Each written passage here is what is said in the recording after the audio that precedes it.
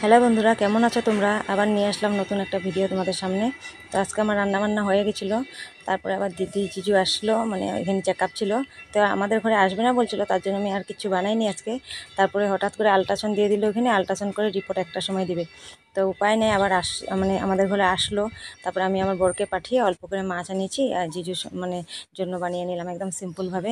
জিজু তো ঝাল মশলা কিছু খায় না, তো বানিয়ে নিয়েছি। ওরা খেয়ে দিয়ে তারপরে যে দিদির ছেলের জন্য আমি একটু দিয়ে দিলাম, কারণ দিদি তো ঘরে রান্নাবান্না কিছু করে না, এই সকালে আসছে, একদম 9টার সময় এসে গেছে এখানে।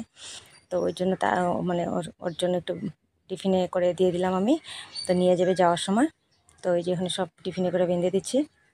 তো ওরা খাওয়া দাওয়া করে চলে যাব। দিদি আগে আগেই চলে গেছে, কারণ জিজু তো হাঁটতে পারে না, ওকে স্কুটি করে দিয়ে আসবো আমার বরে।